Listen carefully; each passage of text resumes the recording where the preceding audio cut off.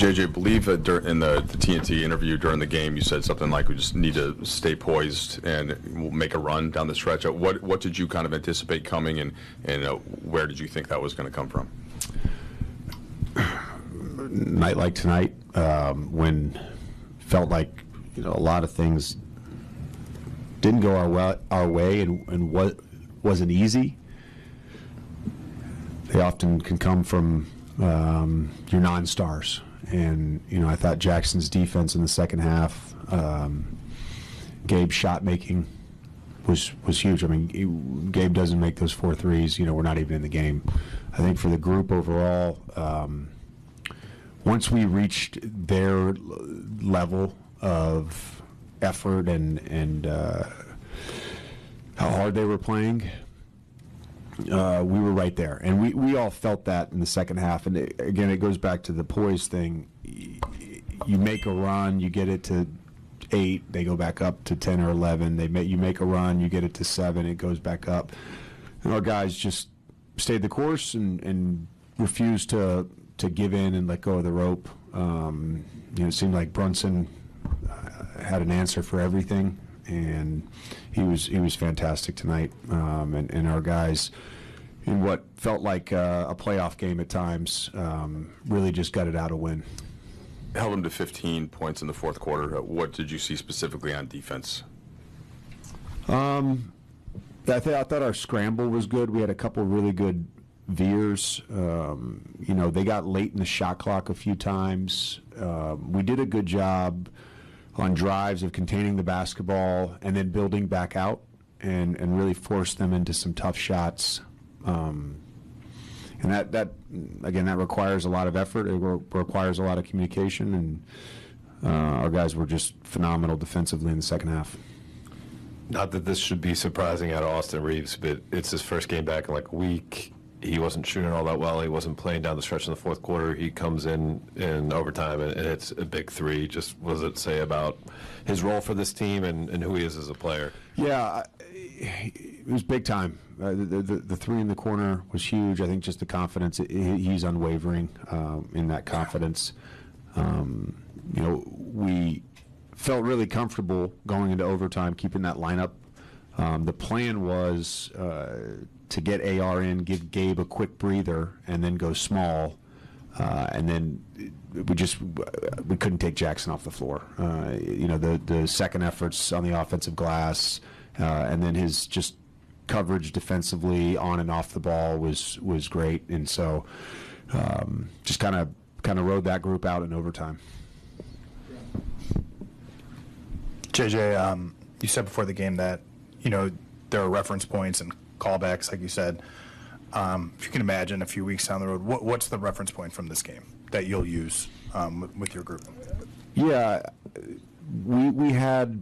I know this. It was funny because in the fourth, when it was like an 8-point game during a timeout, I like immediately. I think it was the start of the fourth. It was an 8-point game, and Dalton hits that big 3, momentum changing, and I felt like it was a callback to the Sacramento game, which I think was, I don't know, what was that, the second or third game of the season, where we were down double digits in the end of the third, and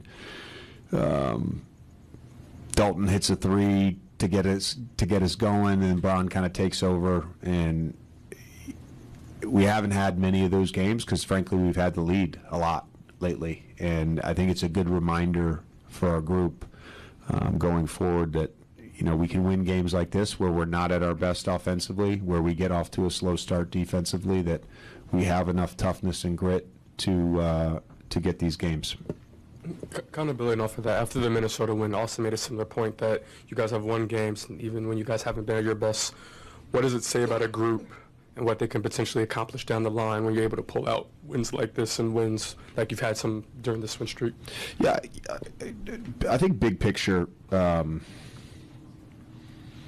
something that it means a lot to me, frankly, and it's a credit to the guys on our team. A few coaches recently, whether it's been post-game, pre-game, after the game, whatever, have said, man, your team plays really hard. And frankly, we've played some teams during this stretch here at home that have played really hard, and really this winning streak started with Portland, and that was a conversation Chauncey and I had, because his team plays hard. When you get to the playoffs, you have to play hard to have any sort of chance, and I think our guys' ability to continually just reach down into the well and give whatever they've got on a given night, regardless if the shots are going in or if there's defensive mistakes, like they just continue to stay the course with their effort. I think that says a lot about our group. JJ, just to follow up on that, in this winning streak, you guys, even before the winning streak, your defense has been just tenacious. But not having that same tenacious defense, or so it appeared in the start of the first half, any reason you want to put your thumb on that? Yeah, I mean, I think the thing that stood out to me was our lack of communication. There was a very specific play that, frankly, it was befuddling to me. I called a timeout. That play, something we've done a ton recently, should be sort of embanked in our collective memories and our cognitive load, and it also requires communication to do it, and I just didn't think that was there in the first half. And typically, when you talk as a player on the court, it energizes you and it allows you to connect with your teammates. It kind of lifts you up. I mean, I know as a player, there were two things that I did if I felt flat. I would talk more, and I would try to get hit in the face. And those were the two things. Couldn't always manufacture the second one, but sometimes, you take a charge or you get in a scuffle, whatever it may be, you just try to, shake the cobwebs a little bit. So we encourage the guys in timeouts and halftime to talk. Our group is awesome. Our guys they're amazing. They just continually respond to any adversity, to any challenge. So it's a great group to coach. Thanks, Coach.